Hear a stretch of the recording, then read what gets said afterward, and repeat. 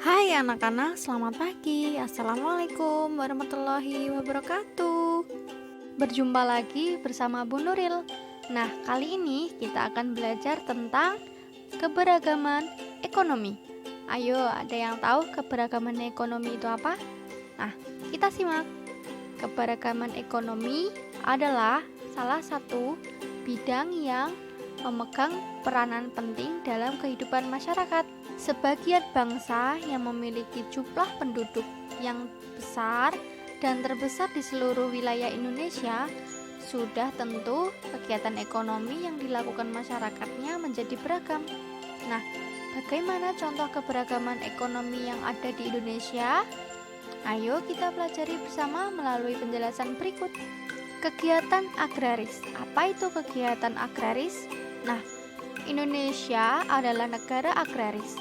Sebagian besar masyarakatnya bekerja di bidang pertanian.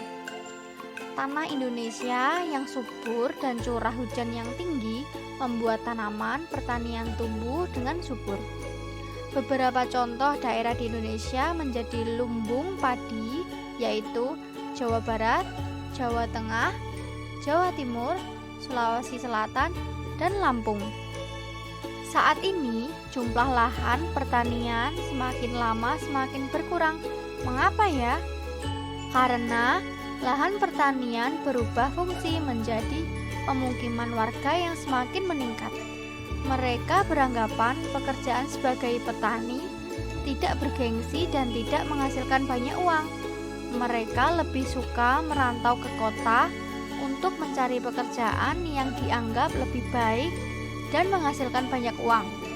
Jika kondisi seperti ini terus dibiarkan, bangsa kita akan kesulitan memenuhi kebutuhan pangannya.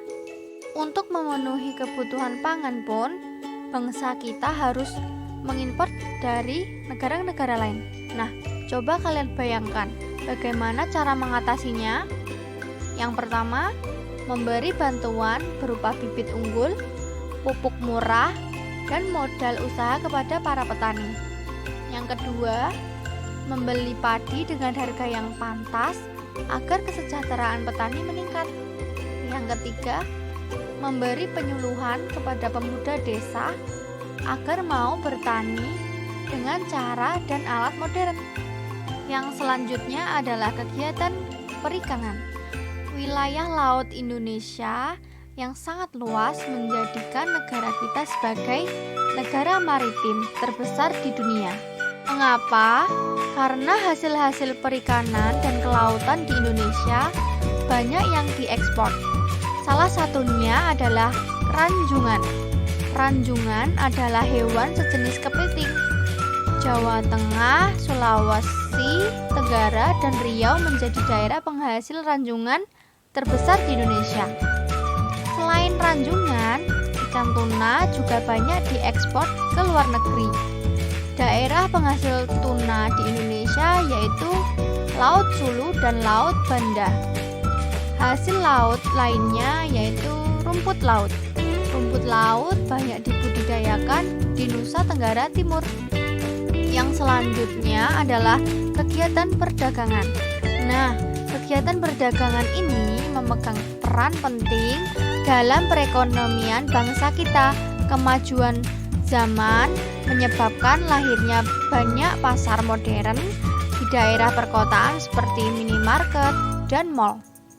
Nah, perbedaan kondisi pasar di daerah pedesaan dan perkotaan tidak menjadi masalah, karena kondisi tersebut justru memberikan banyak pilihan bagi masyarakat.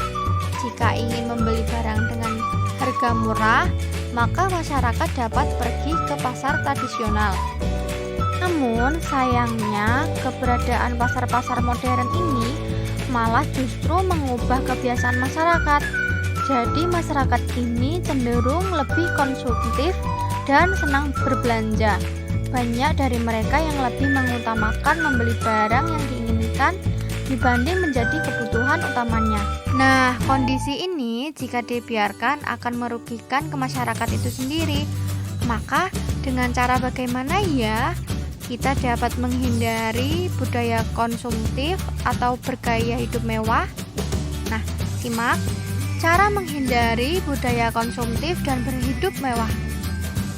Yang pertama, membiasakan diri membeli barang sesuai kebutuhan, bukan keinginan. Yang kedua, membiasakan diri untuk menabung demi kebutuhan di masa yang akan datang. Yang ketiga, membeli barang buatan dalam negeri yang berkualitas tapi memiliki harga yang lebih terjangkau. Selanjutnya yaitu kegiatan industri. Kegiatan industri terdapat di sekitar kita, mulai dari industri rumah tangga, industri kecil, industri menengah, hingga industri besar. Kegiatan industri ini menghasilkan keberagaman barang kebutuhan sehari-hari dalam jumlah yang besar. Contohnya, industri rumah tangga yang banyak terdapat di Indonesia adalah industri pakaian batik. Daerah-daerah seperti Pekalongan, Solo, dan Yogyakarta menjadi daerah pusat industri batik.